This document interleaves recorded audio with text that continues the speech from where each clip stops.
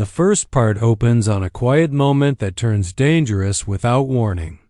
When the Great Space Academy floating above a blue moon shifts from calm to fear in a single breath.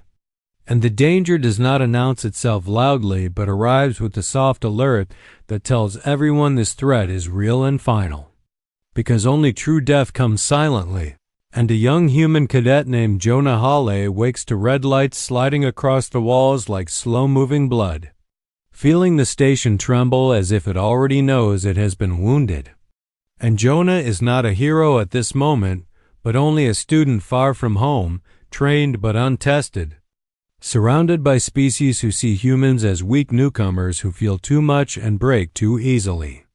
And as Jonah pulls on his uniform with shaking hands, he senses that something ancient and cruel has entered the academy. Something that was never meant to teach or protect, but only to hunt.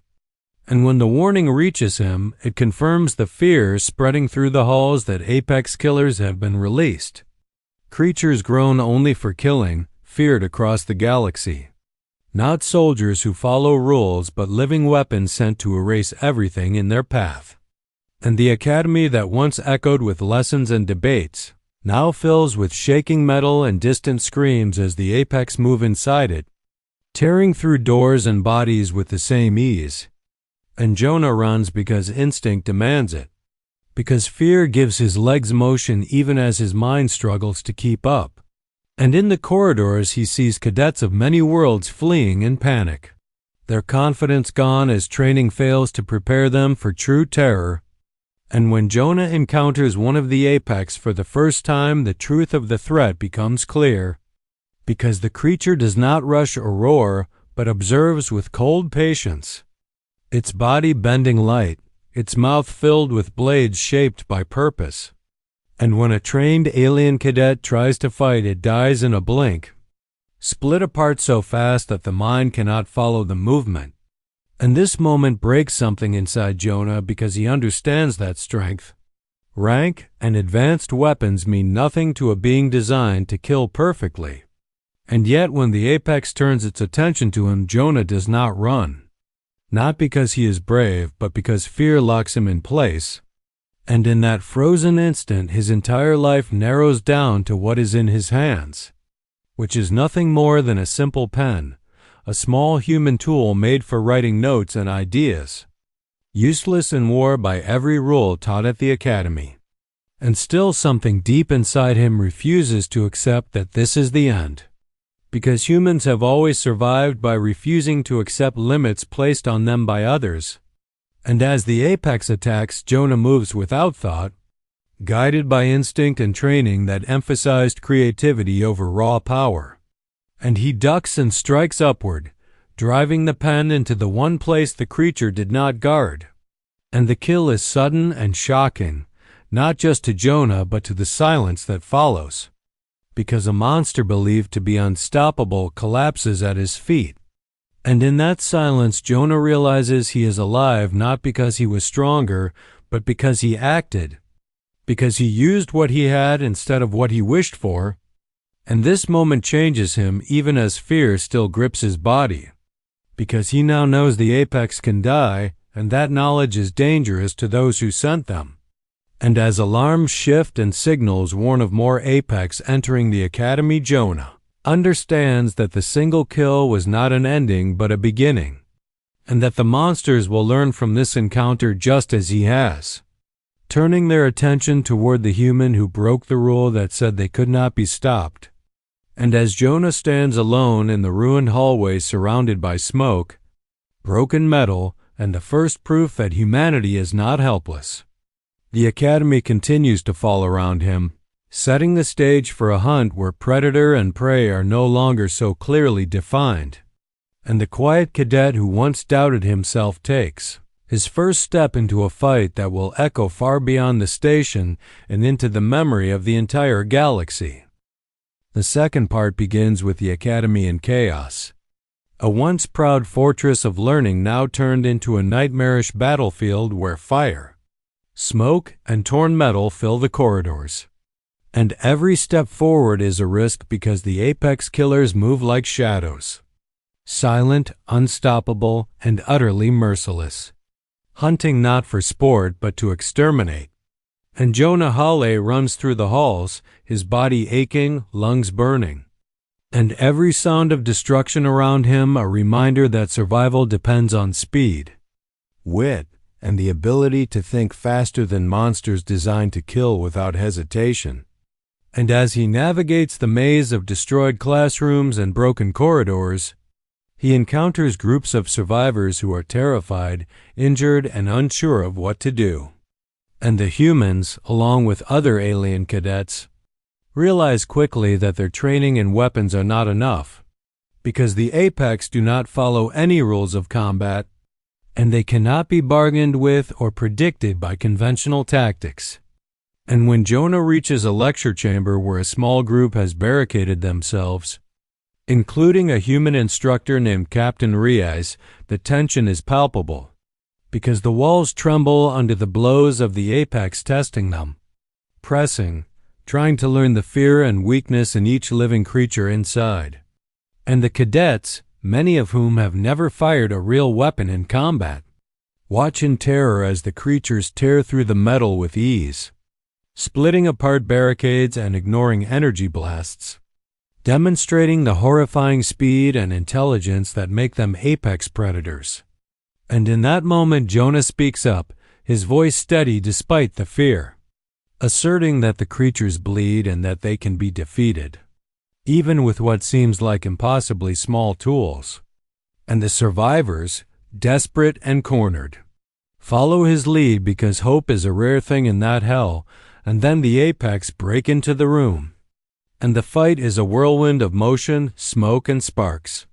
where survival is won not by strategy alone, but by instinct and improvisation. As Jonah grabs a fallen data spike and drives it into one creature, twisting, causing it to shriek and falter, while Captain Reyes uses her training and skill to finish it off, showing the effectiveness of humans not through raw strength, but through ingenuity and courage. And as one apex falls, another turns, faster, smarter, and the battle pushes Jonah and the survivors to their limits, forcing them to move from room to room, corridor to corridor, using broken weapons, tools, and bare hands to strike, evade, and survive. While Jonah learns with each encounter the patterns, weaknesses, and vulnerabilities of the creatures, understanding that observation and adaptation are as powerful as any weapon.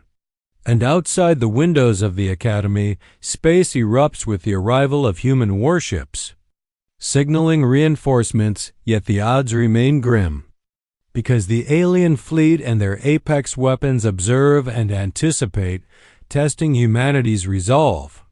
And Jonah realizes that survival is not just about defending the Academy, but about proving that humans are capable of resistance, even against the most terrifying predators in the galaxy.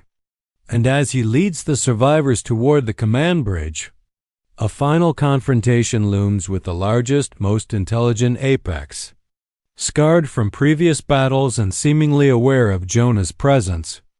ready to strike with precision and deadly intent. And when the final creature confronts him, Jonah, drawing a pen from the console, recalls the lesson of the first kill, understanding that resourcefulness, courage, and the ability to use even the smallest tool in the right way can defy expectations. And as the Apex attacks, he and Captain Reyes fight together, blending strategy, instinct, and improvisation, moving as a team to exploit the creature's weaknesses, pushing their bodies and minds to the extreme, learning to anticipate, adapt, and strike decisively, demonstrating the unique strengths of humans, who may not be physically dominant but are capable of innovation, resilience, and relentless determination. And as the fight intensifies, Jonah realizes that each move, each strike, each act of courage sends a message not just to the Apex, but to the galaxy. Humans are unpredictable, and unpredictability is a weapon, and the battle through fire and steel becomes more than a fight for survival. It becomes a statement that humanity, even when outnumbered and outgunned, can endure, improvise, and turn the tide through ingenuity and spirit, and every victory, every clever strike, every survival against overwhelming odds fuels their confidence, teaching Jonah and the survivors that fear can be transformed into focus, panic into precision, and desperation into a drive that no predator can fully anticipate. And as they move closer to the heart of the academy where the final apex awaits, the intensity grows, the stakes higher, and the lessons of improvisation, courage, and human ingenuity prepare Jonah for the ultimate test, proving that even a cadet armed with nothing but resourcefulness and determination can face creatures bred for perfection, survive, and turn the tide of a battle that was meant to annihilate them, showing that humanity's greatest weapon is not claws or strength, but the mind, the will to fight, and the refusal to surrender in the face of certain death, setting the stage for the climactic confrontation that will define not only Jonah's fate but the reputation of humans across the galaxy. The third part begins with Jonah Hale standing on the command bridge, facing the largest and most intelligent apex of them all, a creature whose body is scarred from countless battles, whose eyes gleam with calculated malice, and whose presence alone makes the bridge tremble with anticipation of death. And as Jonah struggles to catch his breath, injured and exhausted from the relentless fighting that has pushed him and the surviving cadets to their absolute limits, he realizes that the battle is not just physical but a test of will, because the apex is not simply a monster but a predator that learns, adapts, and understands fear as a weapon, and the bridge around them is in ruins, consoles sparking, fire licking the walls, gravity flickering as damage from the fighting has left the environment unstable. And every step Jonah takes is measured, every movement deliberate, because one mistake could mean the end not just for him, but for the survivors counting on him to lead them through the nightmare. And when the apex speaks, its voice a low, grinding echo in the bridge, it taunts Jonah, mocking humanity's weakness, insisting that he cannot win, that humans survive by luck rather than strength. And Jonah, bloodied and broken but unbowed, understands that to win he cannot rely on traditional weapons or brute force alone, because the creature's strength and reflexes far surpass his own, and instead he must use his ingenuity, his understanding of the apex's behavior, and the same creativity that allowed him to kill the first predator with a simple pen. And as the creature lunges, Jonah twists, letting the attack pass while positioning himself to strike at a vulnerable spot, understanding that patience, observation, and daring are more powerful than raw power. And with a single pen from the command console in his hand, small and fragile compared to the massive predator, Jonah channels every ounce of determination, courage, and training into the precise motion needed to pierce the creature's eye, a strike that requires exact timing, perfect control, and complete disregard for personal safety. And the apex howls, a sound that reverberates through the broken bridge, thrashing violently as Jonah climbs its body, driving the pen again and again into joints and weak points, moving with relentless focus despite his numb, battered arms. And Captain Reyes and the surviving cadets provide cover and assistance, showing the importance of human teamwork and trust, each strike and maneuver demonstrating that humans, though physically smaller, can overcome superior predators through coordination, intelligence, and audacity. And outside the Academy windows, the human fleet engages the alien ships, creating a chaotic ballet of energy blasts, explosions, and maneuvering. But Jonah's fight remains intimate, personal, a battle of survival and wits within the collapsing bridge. And as the apex weakens under repeated strikes, Jonah refuses to stop. understanding that hesitation could allow it to adapt or retaliate, and in the final moments, with his strength failing and his body screaming from injuries, he drives the pen deep into the creature's core, feeling the last resistance in its thrashing body. And finally, the massive predator collapses, dead, leaving Jonah sprawled on the floor, gasping for air, surrounded by the smoke, fire, and broken consoles of the bridge. And as the humans regroup and assess the damage, the human fleet destroys the remaining alien carriers, ensuring that no more Apex will reach the Academy, and the surviving cadets and instructors tend to their wounded, realizing that what they have witnessed is more than survival. It is proof that humans, even when underestimated and surrounded by death, can triumph through courage, creativity, and resilience. And Jonah, lying in the med bay days later, reflects on the battle and understands that his victory was not about brute strength, but about using what he had, seeing possibilities where others saw hopelessness, and acting decisively even when fear was overwhelming. And Captain Reyes, standing beside him, affirms that his actions changed everything, showing that human determination and ingenuity can rewrite expectations and inspire others. And the story spreads across the galaxy, a testament to the unexpected power of humanity.